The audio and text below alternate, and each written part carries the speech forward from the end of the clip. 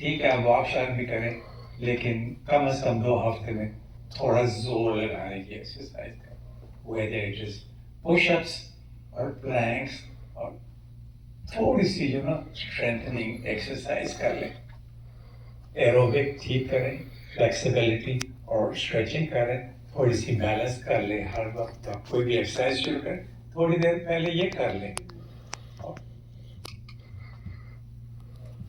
Some safety guidelines you need to check with the doctor before if you're going to do any significant exercises, especially अगर आपको ज़्यादा कोई बीमारी है, heart failure or things like that. दूसरी बात, आप थोड़ा थोड़ा शुरू करें and work it up slowly. Of course, you do that slowly क्योंकि एकदम तो ज़्यादा कर नहीं सकते। जूते proper पहने, you want proper support. Make sure you take enough water. You don't want to be dehydrated. There's more risk of falling अगर आपका पानी कम पिया हुआ है, dehydrated है, blood pressure low side पे होता है, तो गिरने का रिस्क होता है। Preferably अगर कोई और मिल जाए साथ एक्सरसाइज करने के, बोरियत कम होती है, और कभी कभी कंपटीशन भी हो जाता है, so that helps. And stop exercising if you feel any of these things. छाती में अगर दर्द हो, अगर आपको चक्कर आ रहे हो, या अगर आपको बहुत शॉर्टनेस ऑफ ब्रेथ होगी, आपको सांस तो चढ़ेगा, लेकिन वो तो अगर ज्यादा हो, you need to stop.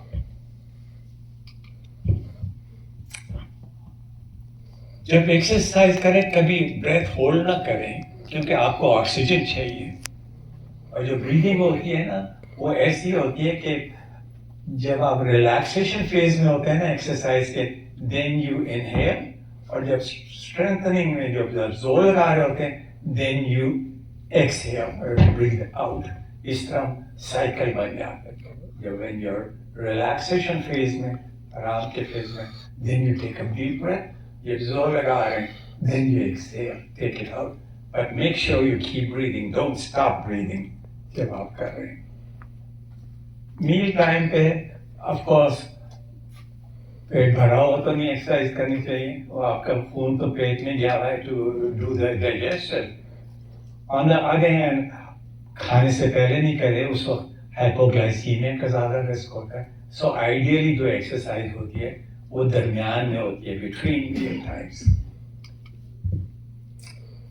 So very rough schedule मैंने simple बना दिया। With each exercise, whenever, every day, flexibility तो आप before शुरू करने के आप stretching कर लें।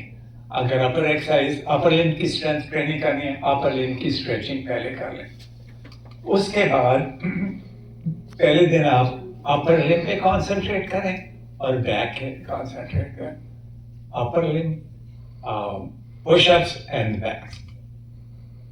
दूसरे दिन बैलेंस की एक्सरसाइज बैलेंस कर लें और एरोबिक शेयर कर लें। तीसरे दिन फिर then you concentrate on the lower limbs, again doing the flexibility first, stretching first, और फिर strengthening exercise टांगों के लिए। चौथे दिन आप फिर बैलेंस और वॉक शॉक कर लें, वही रूटीन साइकिल करते रहेंगे, और पांचवें दिन फिर go back up to the upper limb and the back again. इस तरह आप सब एरिया को एक्सरसाइज कर रहे हैं, और सारी एक्सरसाइज जो हैं रिकमेंडेड वो आप कर रहे हैं। Aerobic, strengthening, balance and flexibility. छठे दिन फिर आखिर में फिर वही, और सातवें दिन is a day of rest for you. तो 6 दिन ये साइकिल करते रहें। Keys to success: you start small and work it up. थोड़ा थोड़ा, ये नहीं कि एकदम जोश कर रहे कि आप दूसरे दिन तो कहेंगे दर्दें शुरू हो गई हैं, मैं तो नहीं कर रही। So start small and work it up. जब हैबिट बन जाएगी ना, थोड़ी सी आदत बन जाएगी, then you can start focusing क्या चीज में करनी ज्यादा है, किस पे जोर ज्यादा देना है, and then you focus and start working up the amount that you can do. Week में 3 दिन जरूर है, कम से कम। ओह, तो hopefully next year मैं देखूंगा आदमी लोग, I hope you're looking like that. और अगर इस तरह ना भी कर सके तो एक्सरसाइज के बड़े मजे हैं। मैं शो ऑफ करता होता हमेशा, थोड़ा सा शो ऑफ करता होता सेंटर हूँ। में हम लोग 45 मिनट्स करते हैं। अच्छा, कितने लोग ऐसा बनना चाह रहे हैं, हाथ उठाएं। ये है कि अगर आप एक्सरसाइज करते रहें तो ये मैं स्कीइंग कर रहा हूँ रॉकी माउंटेन्स में। हाँ, सबके लिए। सबके लिए। यस। तो आप जिंदगी ज्यादा एंजॉय कर सकते तो एक्सरसाइज करते रहिए। ये मेरी 75th बर्थडे सेलिब्रेट करने में स्कीइंग करने। अल्हम्दुलिल्लाह, अल्हम्दुलिल्लाह, अल्हम्दुलिल्लाह। और sorry I am show off, लेकिन ये मैं चले अब किसी को कोई क्वेश्चन हो, कोई सवाल? डॉक्टर साहब, ये सुन क्यों हो जाता पाँव? मेरा पाँव सुन हो जाता है। सुन है। खास जगह सिर्फ पाँव? कोई खास जगह पे सुन्न होता है? नहीं सुन पूरा पाँव कम। सुन होता ही जा रहा है, बढ़ता ही जा रहा है। आपको डायबिटीज है? अच्छा, आपने वो कभी स्पाइन का एक्सरे किया है? किसी ने चेक किया है? क्योंकि ये सुन होना ना, ये आपके जो नर्व है ना, जो उस एरिया में वो सेंसेशन वो फील करती नहीं है आपको सेंसेशन। अगर आपके नर्व में कुछ मसला हो रहा है तो वो फील नहीं कर रही, आपको फील ये सुन होता है। तो एक ही साइड पे है ये? Left right. एक साइड पे। और कहीं आप कभी आपको टांग पे चोट तो नहीं लगी थी? नहीं। अच्छा, न तो फिर तो इसके लिए वो डॉक्टर से पता करने पड़ेगा कि आप या तो EMG वो नर्व कनेक्शन, वो नर्व के टेस्ट करते हैं, या इस एरिया के एक्सरे करते हैं कि आपके वो नर्व जो है ना उस पर कुछ जोर कंप्रेशन तो नहीं हो रही, तो जिसकी वजह से वो। इसका कनेक्शन सियाटिका से नहीं है, बिल्कुल सियाटिका से नहीं है इसका कनेक्शन। कुछ हो सकता है क्योंकि शायद ज्यादा नमनेस कम होती है, उसका दर्द ज्यादा होता है। कोई एक्सरसाइज हेल्प करेगी ये दूर करने? पहले तो पता करना चाहिए हो क्यों रही है, फिर डिसाइड करें एक्सरसाइज।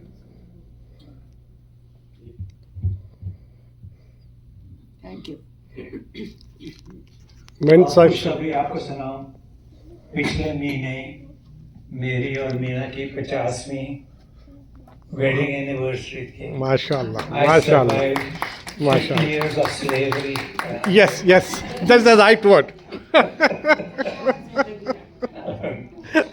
तो अब उसने, मेरा ख्याल था छुट्टी हो गया, तो उसने नी रिप्लेसमेंट कर ली, तो अब और खिदमत करनी पड़ रही है। तो मैंने कहा इनफ, तो मैं अगले 2 हफ्ते बाद मैं जा रहा हूँ तहीती स्नॉर्कलिंग करने। तो उसकी आपको तस्वीरें दिखाऊंगा, बहुत खूबसूरत जगह। चलिए, शुक्रिया जी, बहुत बहुत शुक्रिया आपका, बहुत बहुत thank you. Thank you, thank you.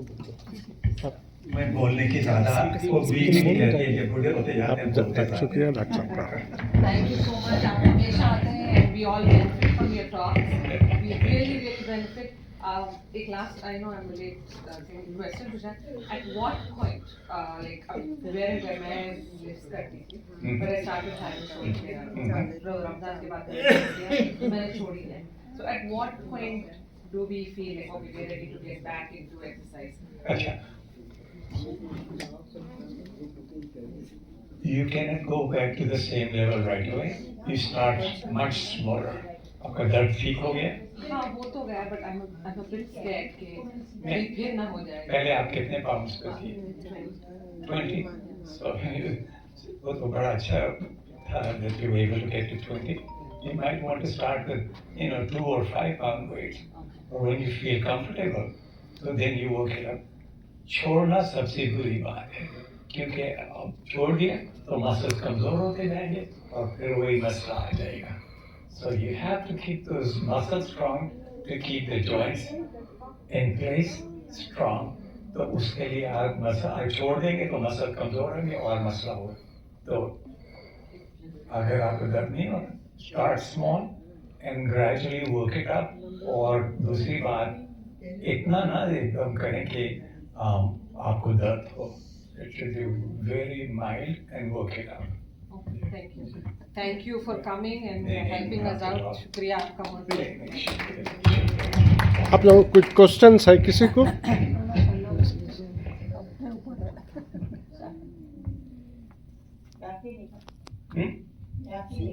जी आपने मुझे कोई जो नीला तो ना सर्जरी हो गई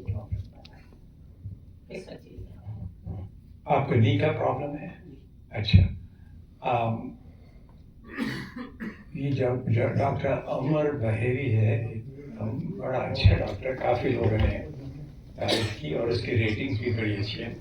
उसका फ़ायदा ये है कि ये मिनिमली इन्वेसिव का मतलब बड़े छोटी सी इंसिजन करता है 3-4 इंच की, और मगर करानी हो नहीं वो मैं नहीं बता कह सकता. वो डिपेंड करता है कि आपके नी का प्रॉब्लम कितना है.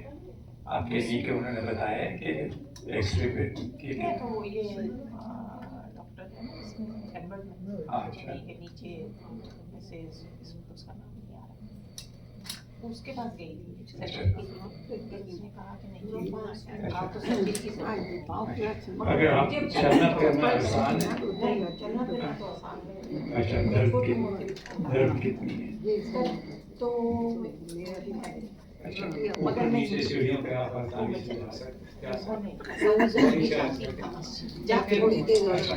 तो आप तो देखिए, आपको उससे गलती नहीं देना चाहिए कि करनी चाहिए या नहीं.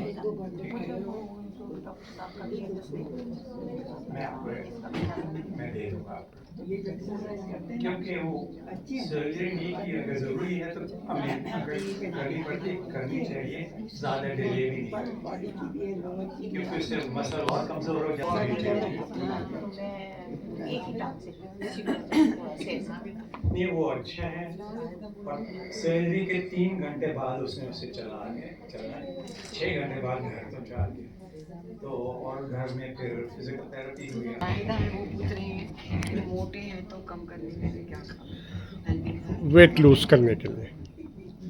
ओबेसिटी के लिए पहले तो पोर्शन कम करो. 2 चीज़ें ज़रूरी हैं. एक तो ये जैसे कह रही है कि डाइट, लेकिन उतना ही ज़रूरी है एक्सरसाइज. आप डाइट को कम कर लेंगे, लेकिन ये पता चल रहा है आपके ये जो ओबेसिटी के लोगों का होती है, वो ये नहीं कि वो सिर्फ ज़्यादा खाते हैं. नहीं, कोई लोग थोड़ा भी खाते हैं लेकिन उन पर लगता ज़्यादा है. मतलब ये कि वो उसे डाइजेस्ट, वो उससे एनर्जी को यूज़ नहीं प्रॉपर करते, पर they instead make it into fat which gets deposited. तो जिसके लिए आपको नॉट ओनली तो कम करें खाना, लेकिन उससे ज़्यादा ज़रूरी है थोड़ी कैलोरीज बर्न करें एक्सरसाइज करें. तो it is a combination of that. और आजकल काफ़ी दवाइयाँ आ गई हैं और वो अब सस्ती भी काफ़ी हो रही हैं, जिनसे वेट लॉस बड़ा अच्छा हो गया, आसान हो गया. तो वहाँ पर जो ओबेसिटी क्लिनिक वगैरह में इधर जाएँ तो वो उधर दे देते हैं, और आपको ये दवाइयाँ बहुत आसानी और सस्ती देते हैं. और डाइट और plus exercise, not one, it is both need to be done. अच्छा डॉक्टर साहब एक सवाल है, जैसे ट्रेडमिल पे तो हम वॉक करते हैं ना, जी, ट्रेडमिल पे वॉक करते हैं तो ज़्यादा बेस्ट ट्रेडमिल होना चाहिए होती है या जैसे अपन खुद वॉक कर रहे होते हैं वो ज़्यादा अच्छा? वो ट्रेडमिल पे डिपेंड करता है आप कितनी स्पीड पे करते हैं, और वैसे आप वॉक कर रहे हैं कितनी स्पीड पे करते हैं. दोनों कैन बी इक्वल. और ट्रेडमिल भी, और अगर डिपेंड आप कितनी स्पीड से कर रहे हैं. नहीं, मैंने हमेशा ये नोट किया है कि जो वॉक करते हैं रेगुलर, वो उससे इतना कैलोरीज आपकी बर्न नहीं होती, शुगर भी डाउन उतनी नहीं होती जितनी ट्रेडमिल पे खड़े होकर. ट्रेडमिल आप स्लो पे रखती हैं? नहीं फ्लैट रखती हैं? ट्रेडमिल नहीं, मेरे पास वो रिक्लाइनर तो नहीं है, हाँ. मगर मैं स्पीड रखती हूँ. स्पीड पे करते हैं, वही है ना फर्क. आप जब वॉक कर रही हैं उतनी स्पीड पे नहीं कर रही तो कैलोरीज इतनी नहीं हाँ, कर तो रही. ट्रेडमिल पे अच्छा होगा. ट्रेडमिल पे आप तेज कर रही हैं तो ऑब्वियसली. तो आई थिंक वही ज़्यादा. हाँ, तो दोनों एक बराबर हो सकते हैं डिपेंडिंग ऑन योर स्पीड.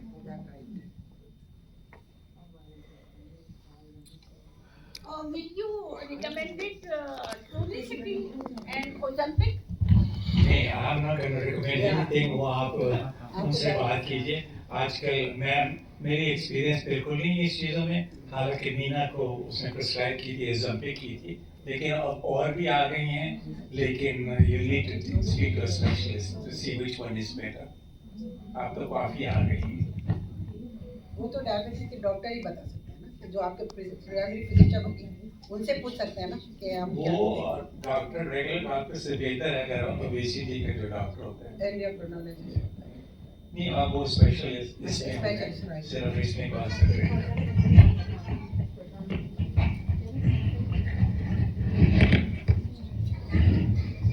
अच्छा जी, शुक्रिया।